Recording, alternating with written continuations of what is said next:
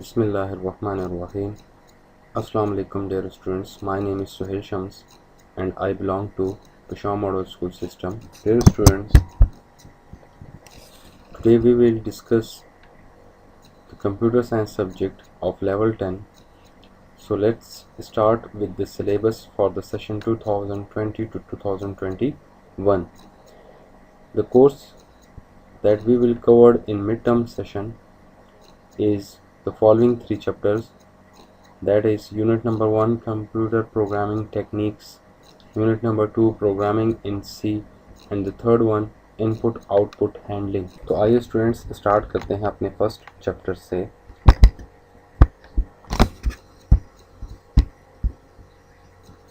Chapter number 1 programming techniques. Dear students, इस chapter में हम दो मेन चीज़ों के बारे में बात करेंगे। पहली जो है वो है हमारे पास एल्गोरिथम और सेकंड वन जो है वो हमारे पास फ्लो चार्ट। ये दो मेन टॉपिक्स हैं जो कि हम चैप्टर नंबर 1 में डिस्कस करेंगे और आगे इनकी डिटेल आ रही है। तो आइए अगली स्लाइड पे बढ़ते हैं। सबसे पहले हमें प्रॉब्लम के बारे में पता होना चाहिए। जब हम प्रॉब्लम का नाम लेते हैं तो हमारे जहनों में प्रॉब्लम किसी भी टाइप की प्रॉब्लम हो सकती है, चाहे वो हमारी नॉर्मल लाइफ से रिलेटेड हो, चाहे वो हमारे कंप्यूटर से रिलेटेड हो। लेकिन यहाँ हम कंप्यूटर के बारे में बात कर रहे हैं तो कंप्यूटर से रिलेटेड ही प्रॉब्लम्स को हम डिस्कस करेंगे। जब भी आपको कंप्यूटर में कोई प्रॉब्लम पेश आती है, ये मैं ऐसी प्रॉब्लम की बात नहीं कर रहा कि जैसे आपका प्रोसेसर ख़राब हो गया या जैसे आपकी रैम ख़राब हो गई या आपकी हार्ड ड्राइव ख़राब हो गई या आपके सिस्टम में स्क्रीन नहीं आ रही। नो, आपको इन टाइप की प्रॉब्लम्स के बारे में हम इस चैप्टर में डिस्कस नहीं कर रहे। हम वो प्रॉब्लम्स डिस्कस करेंगे जिनका ताल्लुक़ प्रोग्रामिंग से होगा, कंप्यूटर प्रोग्रामिंग के साथ जिनका ताल्लुक़ होगा। तो जब भी आपको इस टाइप की कोई प्रॉब्लम पेश आए कि जिसका आपको सोल्यूशन चाहिए, तो आप कंप्यूटर में उसके लिए प्रोग्राम लिखकर उस प्रॉब्लम को सॉल्व करोगे। अब प्रॉब्लम आपके लिए कंप्यूटर सॉल्व करेगा कैसे? इसके लिए दो मेन बातें हैं कि आप कंप्यूटर से क्या करवाना चाहते हैं और कंप्यूटर आपके लिए क्या करेगा। ठीक है, जाहिर सी बात है आप कंप्यूटर को इंस्ट्रक्शंस दोगे और उन इंस्ट्रक्शंस को फॉलो करके कंप्यूटर आपके लिए क्या करेगा, जो है तो रिज़ल्ट को जनरेट करके आपकी प्रॉब्लम को सॉल्व करेगा। प्रॉब्लम असल में है क्या? The problem is an obstacle, difficulty और चैलेंज। प्रॉब्लम कोई भी मसला हो सकता है, कोई भी चैलेंज हो सकता है, कोई भी मुश्किल हो सकती है और हर बंदा चाहता है कि उसका कोई ना कोई सोल्यूशन निकल कर उसके लिए आ जाए। प्रॉब्लम पैदा कैसे होती है? जब बात क्या और क्यों पर आ जाए तो समझ लीजिए कि आपके लिए प्रॉब्लम जो है वो पैदा हो चुकी है। और इस प्रॉब्लम को सॉल्व करने के लिए डिफरेंट जो है तो तरीके अपनाए जाते हैं और उनको हम आगे इंशाल्लाह फर्दर डिस्कस करने वाले हैं। डियर स्टूडेंट्स, प्रॉब्लम एनालिसिस के बारे में अगर हम बात करें तो यहाँ पर हम प्रॉब्लम की एनालिसिस करते हैं, प्रॉब्लम को तरतीब देते हैं। तरतीब देने में कंप्यूटर जो है वो इतना इंटेलिजेंट नहीं है कि वो सारे के सारे प्रॉब्लम्स को खुद से सॉल्व कर ले, खुद से एनालाइज कर ले। ये प्रोग्रामर्स होते हैं और वो इंस्ट्रक्शंस लिखते हैं, प्रोग्राम लिखते हैं और उस प्रोग्राम की मदद से वो हमारी प्रॉब्लम्स को जो है तो कंप्यूटर के थ्रू सॉल्व करके हमें देते हैं। अब हम जब एनालिसिस करेंगे अपनी क्लासेस की तो उसमें सबसे पहला स्टेप हमारे पास ये है कि हमें अपनी प्रॉब्लम का कंप्लीट आइडिया होना चाहिए। मैंने आपको स्टार्ट में ये बात बताई थी कि आपको जब तक अपनी प्रॉब्लम अंडरस्टैंड नहीं होगी आप उसका सोल्यूशन फाइंड नहीं कर सकते। आपको अपनी प्रॉब्लम को रिविज़िट करना चाहिए। मतलब ये कि आपको प्रॉब्लम कब पेश आई, क्यों पेश आई, किस तरह पेश आई और उससे क्या चीज़ अफेक्ट हुई। आपको ब्रेनस्टॉर्मिंग करनी पड़ेगी। मतलब ये कि अपनी प्रॉब्लम को टुकड़ों में डिवाइड करना होगा। आप अपनी प्रॉब्लम को डिवाइड करेंगे तो आपको हर पार्ट का सोल्यूशन मिलेगा। उन तमाम सॉल्यूशंस को आपने क्या करना है, ग्रुप कर लेना है। जब आप ग्रुप कर लेंगे और उनको ग्रुप करने के बाद आप उनको ग्राफिकली रिप्रेजेंट करेंगे। ग्राफिकली रिप्रेजेंट का मतलब ये है कि मैंने आपको अपने फर्स्ट स्लाइड में बताया था कि आप उसका या तो फ्लो चार्ट बना लो या उसका सूडो कोड बना लो। सूडो कोड मीन्स कि आप अपने जितनी भी प्रॉब्लम के सॉल्यूशन आपके पास आए हैं उनको आप ग्राफिकली रिप्रेजेंट कर दें। जब आप ग्राफिकली उसको रिप्रेजेंट करेंगे तो आपके पास अपने सॉल्यूशन को समझने के लिए एक प्रॉपर जो है तो वे मिल जाएगा, रास्ता मिल जाएगा। Selecting a few vital factor, second हमारे पास ये है, now that you have analyzed the problem you can move on to planning the solution। अब जब आपके पास आपकी प्रॉब्लम जो है वो एनालाइज हो गई है, आपको डिफरेंट सॉल्यूशंस भी मिल चुके हैं, डिफरेंट आइडियाज़ भी मिल चुके हैं, डिफरेंट काजेज़ मिल चुकी हैं, तो ये सारी चीज़ें आपके पास अब अवेलेबल हैं। आपने अपने जो कॉजेज़ थी उनको ग्राफिकली रिप्रेजेंट भी कर दिया। ये कंप्लीट आपके पास एक जो है तो सिनेरियो बन चुका है। अब आपने अपने सॉल्यूशन की तरफ बढ़ना है। अब आपने अपने प्रॉब्लम को जो उसका सॉल्यूशन है उसको फाइनलाइज करना है, ठीक है। तो वो हम सेकंड स्टेप में करते हैं, प्लान द सॉल्यूशन। सॉल्यूशन को जब हम प्लान करते हैं एनालिसिस के बाद, there can be various solutions for problem but the propose solution should be cost effective, time efficient, speedy and less complex.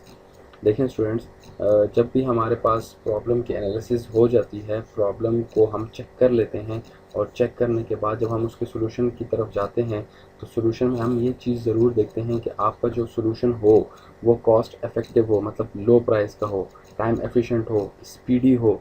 आपका सॉल्यूशन जो है वो इतना टाइम ना ले, मतलब ये कि प्रोसेस करने में ज़्यादा टाइम ना ले, वो ज़्यादा हैवी ना हो, स्पीडी हो, स्पीड में आपका जो प्रॉब्लम है उसको सॉल्व कर दे, और लेस कॉम्प्लेक्स, आसानी से समझ में आने वाला हो। आप जब भी अपनी प्रॉब्लम को सॉल्व करें तो सॉल्व करने से पहले अपनी प्रॉब्लम को आप जो है तो एक मॉडल की शक्ल में रिप्रेजेंट करिए और उसको समझने की कोशिश करें। डायरेक्ट आप सॉल्यूशन की तरफ मत जाएं। सॉल्यूशन पर जाने से पहले आप अपनी प्रॉब्लम को एक मॉडल में रिप्रेजेंट कर दीजिए ताकि आपके सामने एक सिनेरियो बन जाए कि आपको प्रॉब्लम है क्या और उसका किस तरीके से सॉल्यूशन निकल सकता है। दूसरा आपके पास क्या है, एनालॉजी। आप की जो प्रॉब्लम है उसके बारे में सर्च करिए कि क्या पहले से कोई इसका सॉल्यूशन अवेलेबल है कि नहीं, ठीक है। अगर कि सॉल्यूशन अवेलेबल हो तो आप उस सॉल्यूशन को पिक करिए और अपनी प्रॉब्लम को इजीली सॉल्व कर दीजिए। Brainstorming, suggesting a large number of solutions or ideas and combining and developing them until optimal solution is found। आपको बहुत सारे सॉल्यूशंस मिलेंगे आपके प्रॉब्लम से रिलेटेड। आपने उन सारे सॉल्यूशंस को, आइडियाज़ को पिक करना है और उसमें अपने लिए सही सॉल्यूशन फाइंड करना है। डिवाइड एंड कनकर, अपनी प्रॉब्लम को डिवाइड कर दीजिए टुकड़ों में। मतलब ये कि आपकी प्रॉब्लम बहुत बड़ी है, जैसे कि आप एक सॉफ्टवेयर बना रहे हो और सॉफ्टवेयर जो है तो एक बड़ी स्कूल के लिए या बड़ी कंपनी के लिए है और आप अकेले डेवलप नहीं कर सकते, तो ये अब आपके लिए प्रॉब्लम है। तो उस सॉफ्टवेयर के हिस्सों को डिवाइड कर दीजिए। मतलब ये कि सॉफ्टवेयर जो है उसका कुछ पोर्शन आपका एक फ्रेंड बनाएगा, उसका दूसरा पोर्शन आप बनाएंगे, उसका तीसरा पोर्शन आपका थर्ड फ्रेंड बनाएगा, उसका चौथा पोर्शन आपका फोर्थ फ्रेंड बनाएगा। मतलब ये कि आपने अपनी प्रॉब्लम को हिस्सों में डिवाइड कर दिया। अब जब हिस्सों में डिवाइड कर दिया तो हर बंदा अपना अपना काम कर रहा है और आखिर में वो सारे सॉल्यूशंस आप पिक करेंगे और एक जगह पर कंबाइन करके उसको कंप्लीट कर लेंगे। इसके बाद हमारे पास आता है रिडक्शन। अगर आपकी प्रॉब्लम बहुत बड़ी है तो कोशिश करें कि उसको रिड्यूस करें, ठीक है। अगर आपकी प्रॉब्लम में कुछ ऐसी एक्स्ट्रा चीज़ें आ रही हैं जिनकी आपको ज़रूरत नहीं है, अननेसेसरी हैं, तो कोशिश करें कि उसको चेंज करें या उसको कम करने की कोशिश करें ताकि आपकी प्रॉब्लम जो है वो कम से कम लिमिट में आ जाए। इसके बाद हमारे पास आता है रिसर्च। रिसर्च में ये होता है कि आप अपनी सॉल्यूशन से रिलेटेड रिसर्च करते हैं, स्टडी करते हैं, उसके सॉल्यूशन फाइंड करने की कोशिश करते हैं। रिसर्च आपके पास आता है। इसके बाद हमारे पास आता है रिसर्च। तो रिसर्च में आपके पास क्या होता है कि आप आइडियाज़ पिक करते हो, आप अपने प्रॉब्लम से रिलेटेड जो सॉल्यूशंस हैं उनको फाइंड आउट करने की कोशिश करते हैं और आप ये भी तलाश करते हो कि उस प्रॉब्लम से रिलेटेड कहीं पे आपको कोई और सॉल्यूशन तो नज़र नहीं आ रहा। अगर नज़र आ रहा है तो उसको पिक करिए और उसको लेकर भी आप अपने प्रॉब्लम को सॉल्व कर सकते हैं। इसके बाद हमारे पास आता है ट्रायल एंड एरर। जब आपको सॉल्यूशन मिल जाए तो अब आप सॉल्यूशन को क्या करेंगे, चेक करेंगे कि क्या ये सूटेबल सॉल्यूशन है आपकी प्रॉब्लम का, इसमें कोई फ़र्क तो नहीं आ रहा, इसमें कोई एरर तो नहीं आ रहा। अगर वो सारी चीज़ें क्लियर हों आपको तो आपको आपकी प्रॉब्लम का सॉल्यूशन मिल जाएगा। इसके बाद हम बात करते हैं कैंडिड सोल्यूशन। कैंडिड सोल्यूशन वो सोल्यूशन होता है कि आपके पास बहुत सारे सोल्यूशन अवेलेबल हों, लेकिन उन बहुत सारे सोल्यूशन में से आप वो वाला सोल्यूशन पिक करो जो कि टाइम एफिशिएंट होना चाहिए, स्पीडी होना चाहिए, लेस कॉम्प्लेक्स होना चाहिए और कॉस्ट इफेक्टिव होना चाहिए। क्लियर? इसके बाद हम बात करते हैं आप अपनी प्रॉब्लम के लिए बेस्ट सोल्यूशन कैसे सिलेक्ट करेंगे। तो उसका सिलेक्ट करने का तरीका ये है कि आपके सोल्यूशन में 3 बातें होनी चाहिए। पहला तो ये वो स्पीडी हो, दूसरा वो कॉस्ट इफेक्टिव हो और तीसरा आपके पास कम्प्लेक्सिटी नहीं होनी चाहिए उसके अंदर। स्पीडी का मतलब ये है कि आप जब अपनी प्रॉब्लम को सॉल्व करेंगे तो वो कम टाइम में आपका जो सॉफ्टवेयर है या आपका जो सॉल्यूशन है वो आपकी प्रॉब्लम को सॉल्व करने में कम से कम टाइम ले। जब वो कम से कम टाइम लेगा तो इसका मतलब है कि आपका सॉफ्टवेयर बहुत ज़्यादा फास्ट है और वो आपकी प्रॉब्लम को जल्दी से सॉल्व करके आपको प्रोवाइड कर देता है रिज़ल्ट। कॉस्ट की हम बात करते हैं। ज़ाहिर सी बात है, जब आप लोग अपने लिए कोई सॉफ्टवेयर बनाते हैं तो वो हार्डवेयर सॉफ्टवेयर पे डिपेंड करता है। अब आपकी जो रिक्वायरमेंट्स होंगी वो जितनी कम होंगी आपका सॉफ्टवेयर उतना ही कॉस्ट इफेक्टिव बनेगा। तो हमेशा जब भी आप जब बेस्ट सॉल्यूशन सेलेक्ट करेंगे अपनी प्रॉब्लम के लिए तो कोशिश करिए कि वो कॉस्ट इफेक्टिव हो, कम से कम कॉस्ट में आपका काम करके दे दे। कॉम्प्लेक्सिटी, आप हमेशा ऐसा सॉफ्टवेयर बनाएंगे जो कि कॉम्प्लेक्स नहीं होना चाहिए, मतलब ईजीली दूसरे शख्स को समझ में आने वाला होना चाहिए। जितना आपका सॉफ्टवेयर यूज़र फ्रेंडली होगा, आसानी से समझ में आने वाला होगा, वो आपकी प्रॉब्लम्स को इंतहाई आसानी से सॉल्व करके आपको दे देगा।